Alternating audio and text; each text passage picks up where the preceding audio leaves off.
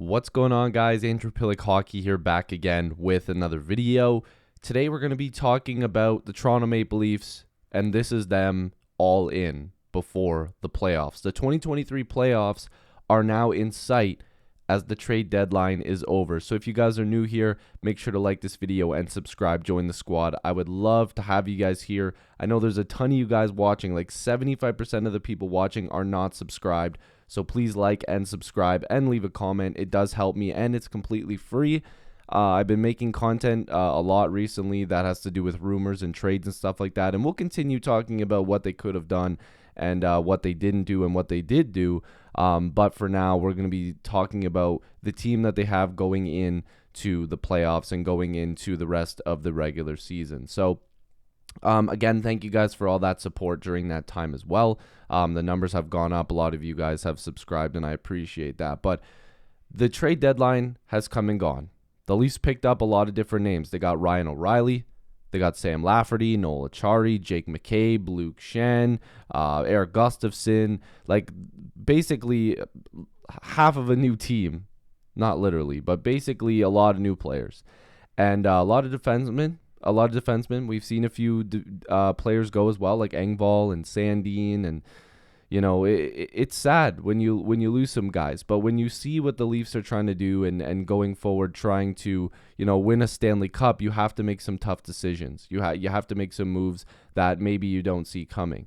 And the Leafs did that. And they also acquired a first-round pick. We still have that Boston first-rounder, and there's a couple things that I think they can do with that. But first, let's just briefly look at the situation. So for the sake of what is going to happen, I have Matt Murray back from long-term injured reserve, which means that the Leafs have a cap space of $928,000 and $754, right?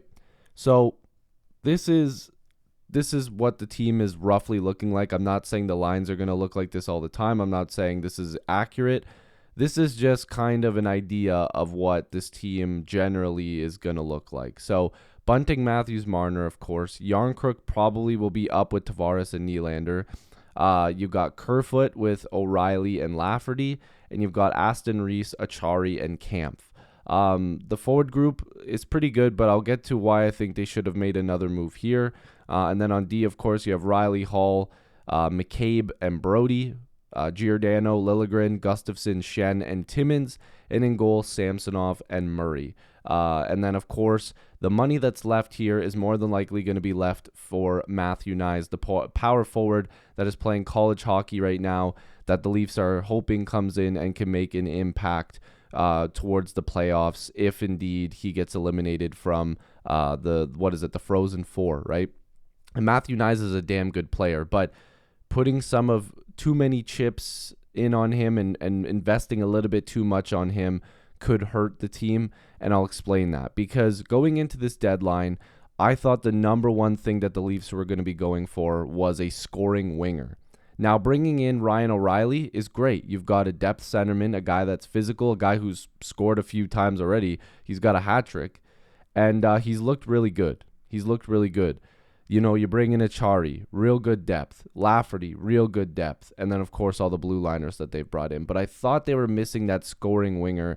And when they traded Sandin and they got that first, and, they cleared up a little bit of money with Engvall, I thought maybe Kerfoot and Hall would be dealt to free up more cap space and allow those depth defensemen to come in and play and not have three extra guys.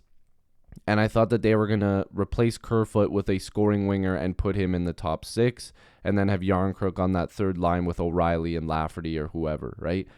But they didn't do it.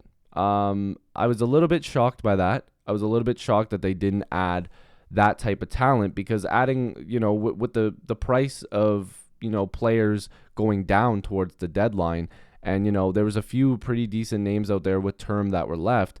I was surprised. But here's the flip side of that. The Leafs have some money coming off of the books. Obviously, Bunting's going to need a new contract coming up.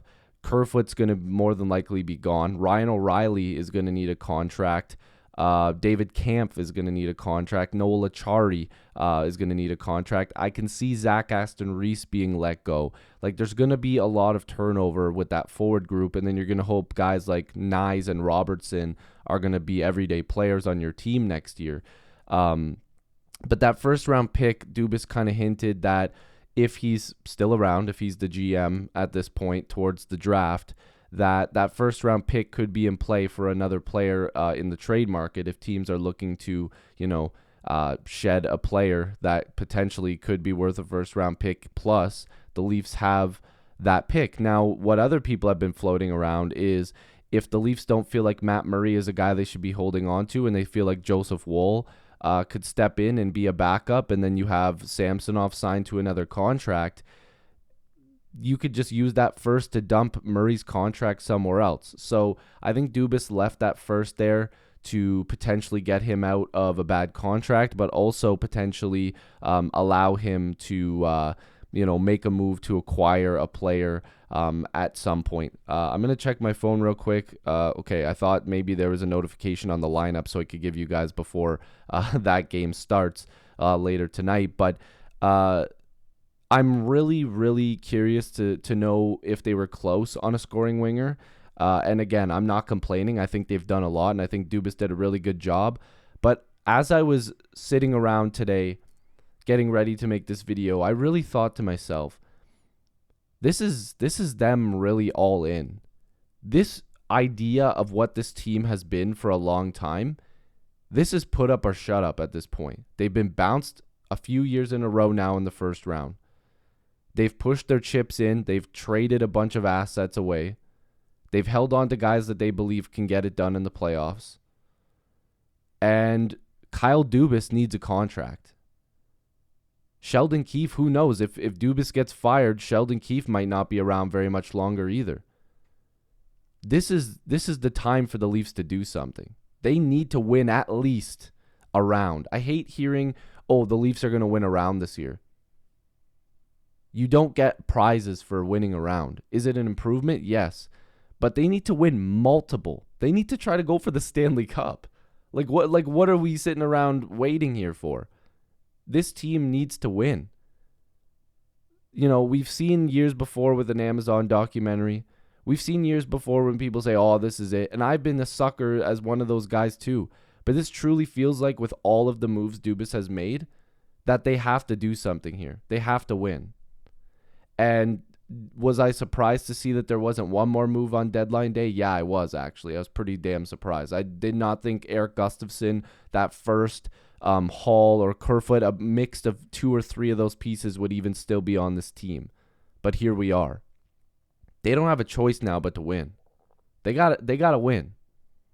They have to do something real big. Matthew Nyes better be ready to jump in and do something in our bottom 6. Because Dubas is really, putting in a lot on Matthew Nyes here. He is. The way he's talking about him, the way that they're looking at him as an acquisition, they left that money open for him. Because once he signs that entry level, their money's gone. So they need to make sure that they do something here. So I'm very excited. I think this team is really good. There's a lot of great teams in the East. There's a lot of good teams in the West as well. But they got to win. And they've pushed all their chips in.